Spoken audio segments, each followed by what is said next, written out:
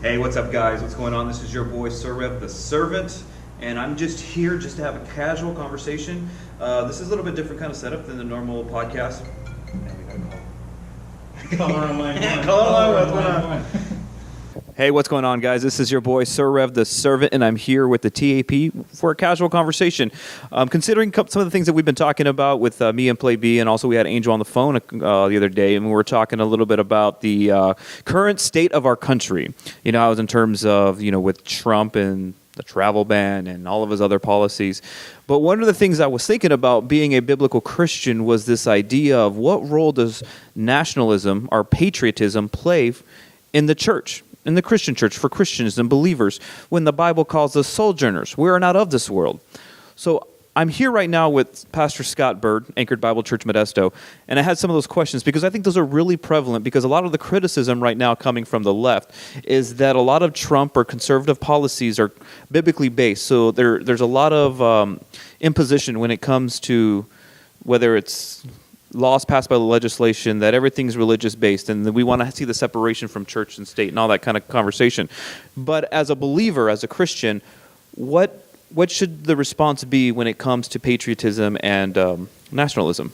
Yeah, and that's a great question. I think you just hit a major issue right on the head, because I think conservative culture, which is largely defined by evangelicalism in America, with a majority of our population identifying with evangelicalism, really has us in a bind right now, because there are a lot of policies which we would agree with. I mean, just yesterday, President Trump announced a new Supreme Court nominee that will tilt the court into a decidedly conservative bent for probably the rest of our lifetime. And that's something to be cheered for, because the opportunity to address some laws and issues that we believe as evangelicals are very important, such as... Yeah, but that's cheered for from the right. And you look on the left, and it just seems like the world's about to end because of this kind of situation.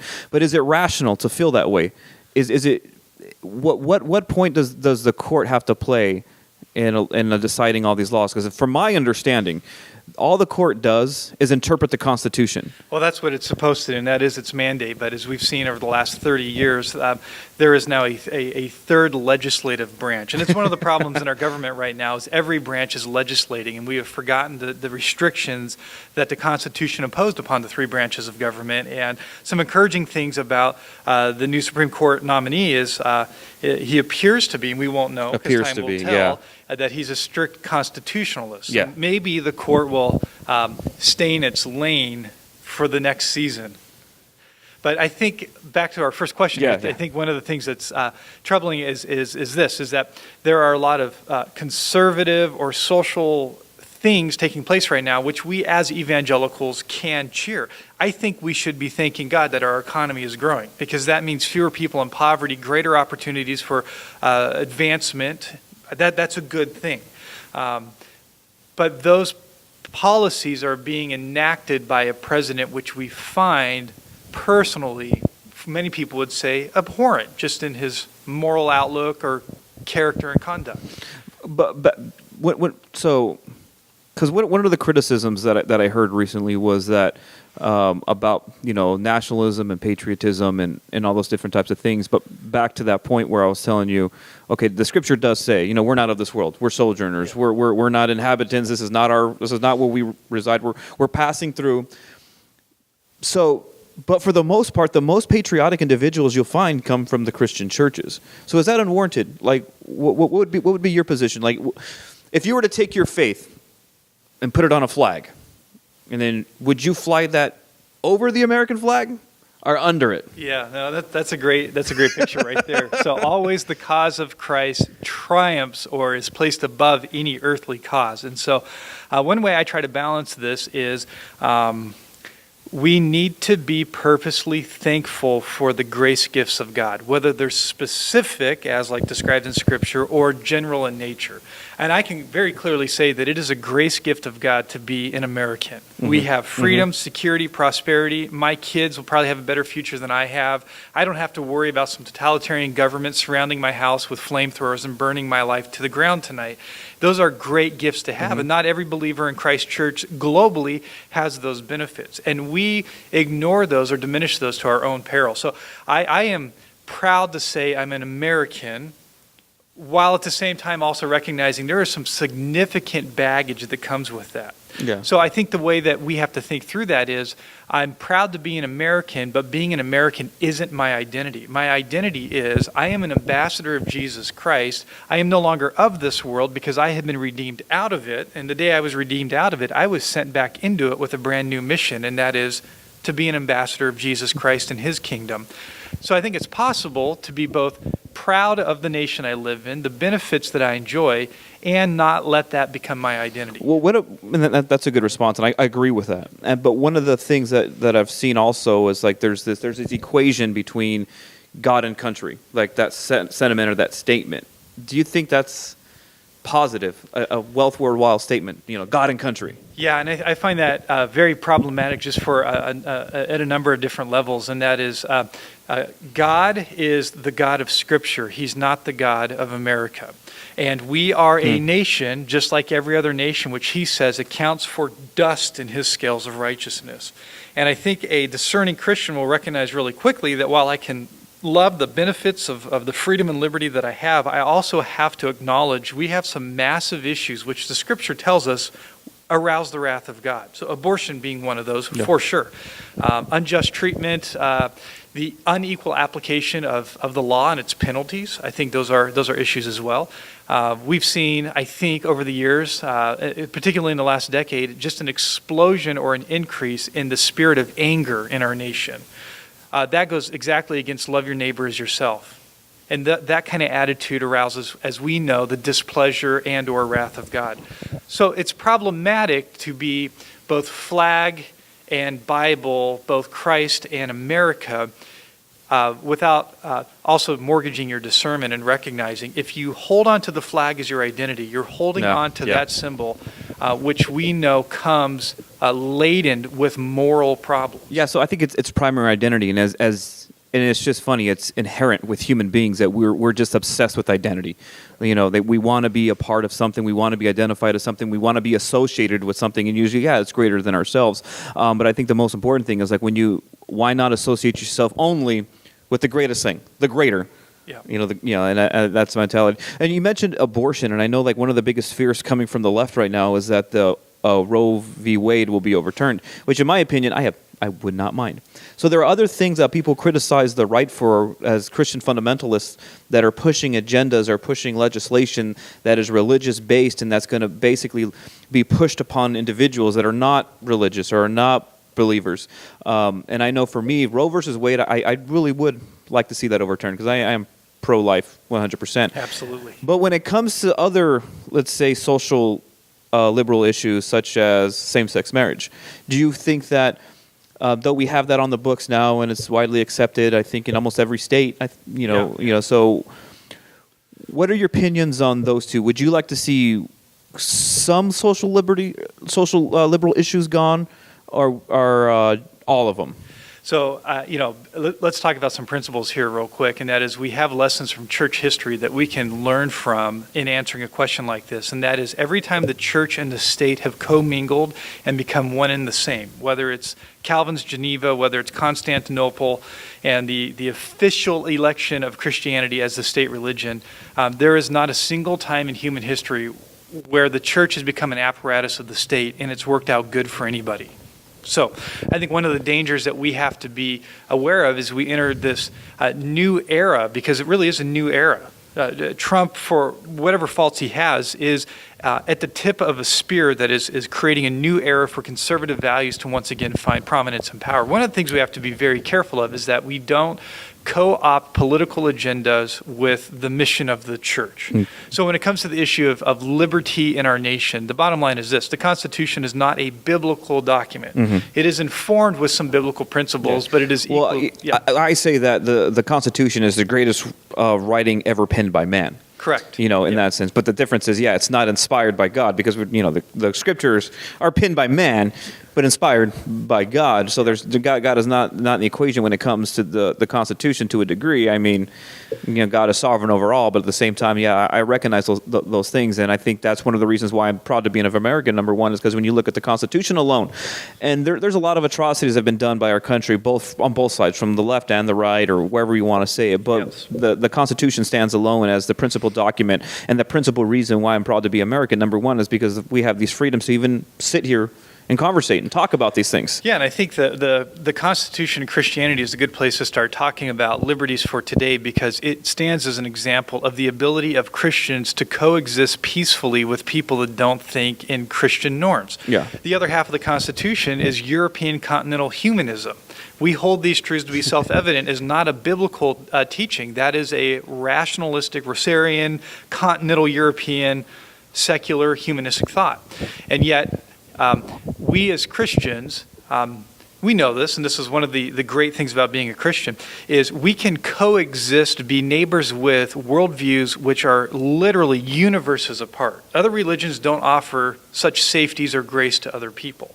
And so, all that to say, if our Constitution is a commingling of humanism and some biblical principles, I think we have to start there if we're going to champion constitutional republicanism or a form of government. Yep.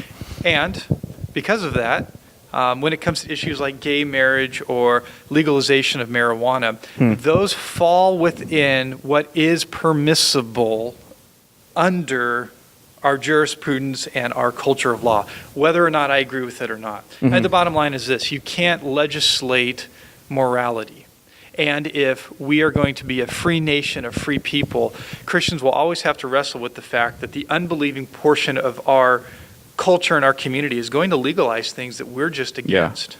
Well, I think that's the fear coming from the left, is that they're going to try to turn the United States into some sort of theocracy. Yeah. And I don't see that happening, because that's not even compatible with American ideals. Correct. And that's a really good point you bring up there, because theocracy in America will be a monumental failure, just as it has been anywhere it's ever manifested itself. Theocracies apply for Christianity in America the same way it does for Islam in Iran. Theocracies are bad. Yeah. No, that's a good point. So, and I know that there was a shift, a huge cultural shift in 2016. All the planets aligned, and something incredible happened. Donald Trump became president of the United States. Every time I looked around, there was always hesitation. The closer he got to that date, the closer he got to his inauguration, this hesitation from the left was like, we don't agree with them. Well, we're just gonna do it. And from the left, everybody saw that as a compromise. So, for the large part, the majority of the Christian movement in the United States has been conservative, Republican for the most part. But yet now we have Donald Trump, I'm not a Republican, but those individuals I consider them Republicans have Donald Trump. And more than half of the individuals that are a part of the Republican Party are Christians.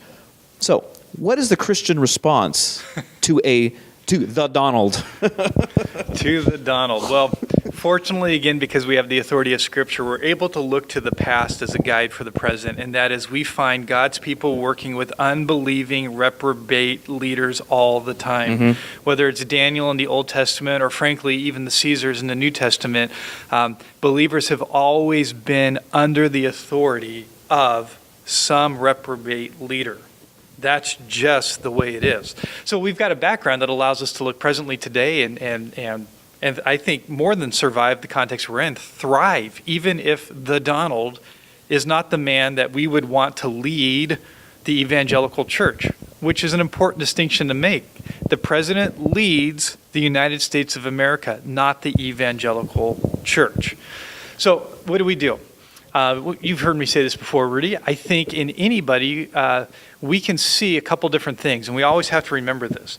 I encouraged our church under the presidency of Barack Obama to do what the Bible says, which is to pray for your leaders and kings and those in authority over you.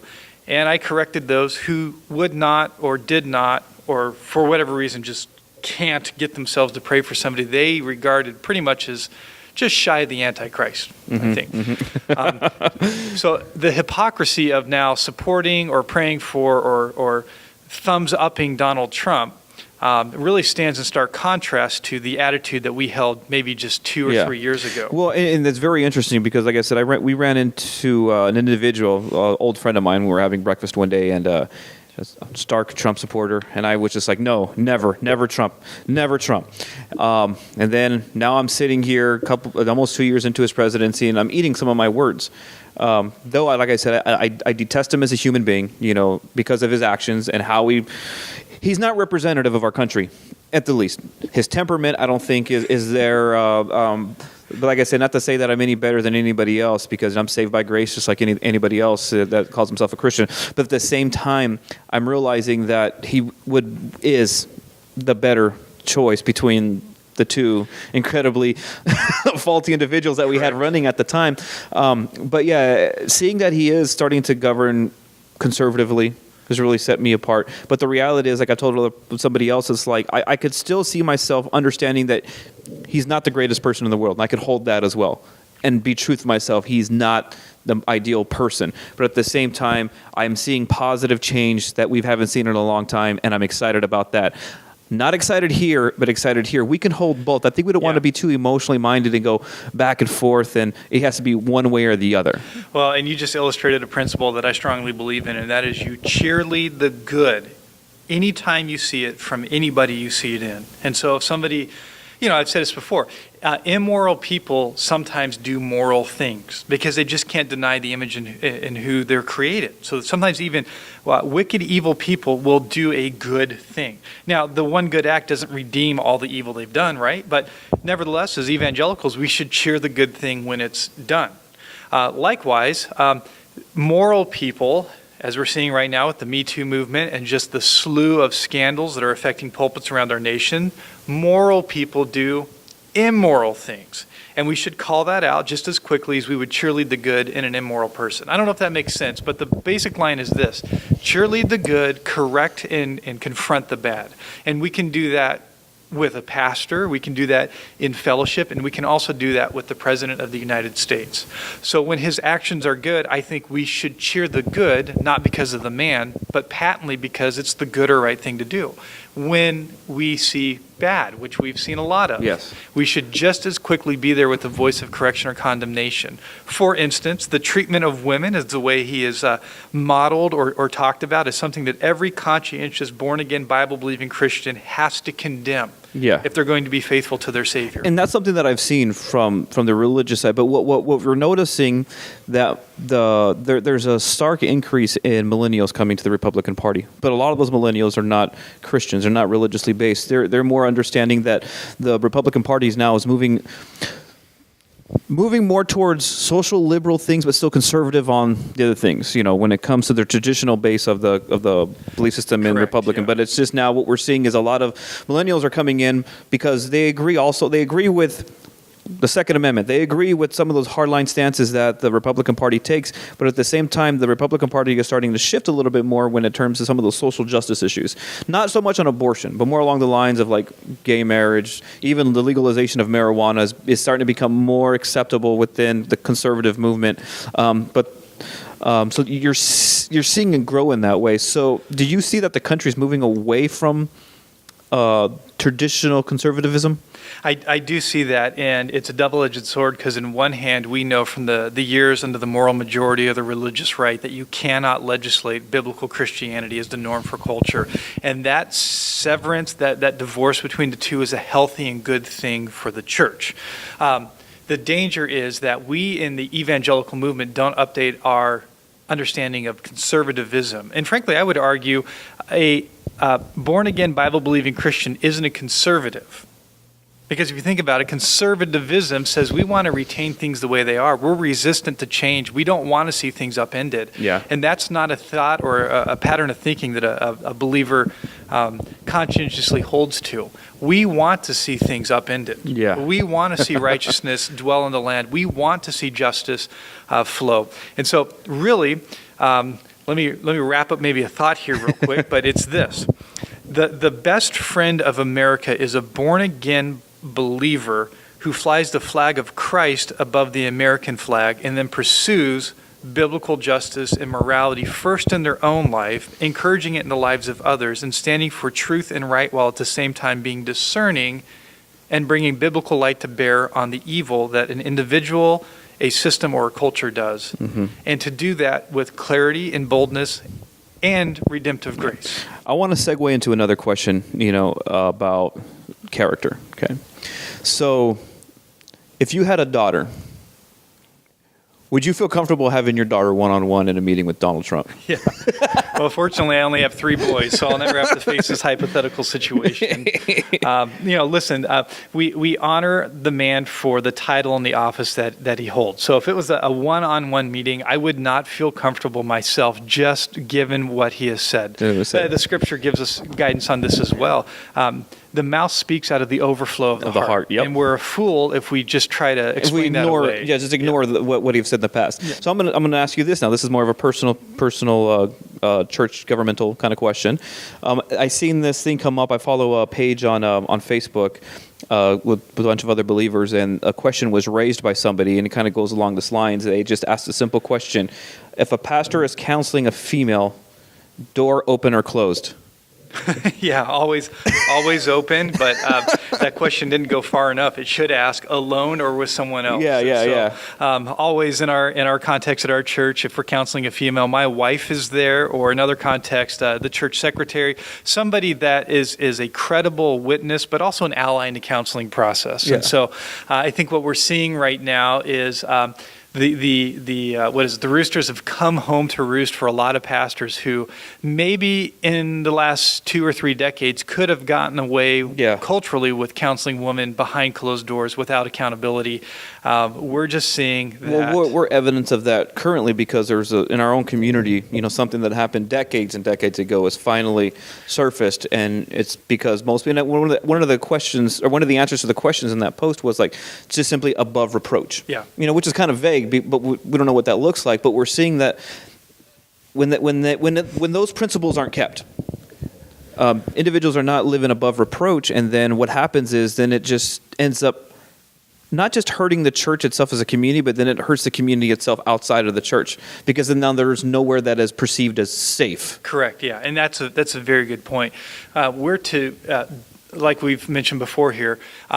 We're in the world, but not of the world. And that's a very important distinction to make, because we have a place and a presence here, and we're to act according to the mission we've been given, which is, to make disciples. How do we make disciples? Well, people got to come to Jesus. And if the people that are supposed to come to Jesus through our discipleship or ambassador ministry are looking at the church going, I don't think I would go there because of what happens behind closed doors. Because we've ignored the teaching of Scripture, we've also denigrated the testimony. Well, transparency has been a big thing that I've noticed with you. And like I said, I've come from a church where it was very authoritarianism. The pastor had the final say. Like there was no board. So the pastor said, "I'm doing this." Everybody says, "Yeah. We're doing that, I guess." And for years that was the model that I had for churches. And then what eventually happened is that pastor eventually became abusive and abused his power, and a lot of things happened that shouldn't have happened, and it just completely destroyed the church itself, the community, and even to this day, it's still in shambles. It's a shadow of what it used to be. And then I went around for a few years. That was one of the catalysts, one of the things that just solidified my heart to think that, maybe this happens everywhere. It has to. Yeah. And I remember going to another church that was completely opposite of what I remember feeling in my church experience, and looking at the pastor while I sat there on Sunday mornings. Yeah, he's probably doing the same thing. He's probably just as wicked as this other person. Yeah. And that stuck with me for a long time, and it kind of made me, well, if he's doing that, then maybe God doesn't exist. Maybe, it could lead people down these terrible ways of thinking. And I think that's, for the most part, is nobody really understands how church government is supposed to be, or how a church is supposed to be ran. It's not with the pastor number one in ahead and making the decisions. But I think in the same way the Pharisees were condemned for setting up roadblocks or stumbling blocks to people coming to Christ because of their teaching and the hypocrisy of their action, we have to own the fact that we're capable of still doing the same thing. And so when we teach about a God who's all holy, all righteous, all powerful, and we don't live lives transformed by those truths, we set up by our own failed testimony roadblocks to keep people from coming to Christ. I mean, we're men here, but we can put ourselves in the shoes of women for a minute, and we we could think, what would it be like to have an invitation to come to a church where there's men in leadership if that woman's past experience with men in leadership has been abusive? Now, what's different here is this. We live by the principles, which means we conduct our behaviors and activities by the principle. And the principle of church leadership is this. Elder-led. Multiple men, not one guy that gets to call the shots and then brush everybody off, but a leader that's held accountable by other leaders, that's held accountable by the church at large. And as you've mentioned before, yes, at Anchored Bible Church, we believe in what I like to call is just radical transparency. There's nothing that we do, there's not a dollar spent, there's not an hour of my time that I invest somewhere that anybody in the church could ask me about. Everybody could ask me anything they want, anytime, ask for an accounting, and that's biblical. Yeah, and that's really, really important to know. And because, like I said, I haven't experienced that in the past, but being able to experience that in the last few years that we've known each other has been a great thing. And I got so many more questions I'd like to ask you. I mean, I know that we're running. Let's book another time. Right we're running short on time on the calendar. Yeah, we're running short on time. I wanted to ask you about the legitimacy, scriptural legitimacy. Is the Bible trustworthy? There's a lot of questions that we can get into in the future, because those are really important questions. That another stumbling block for people in our modern age with science and logic, so to speak, but reality is, what the church itself, or the Bible itself, is really logical. But anyways, well, I want to thank Pastor Scott once again, for joining us here on the TAP. I'm your boy, Sir Rev the Servant, and we'll catch you guys on another show.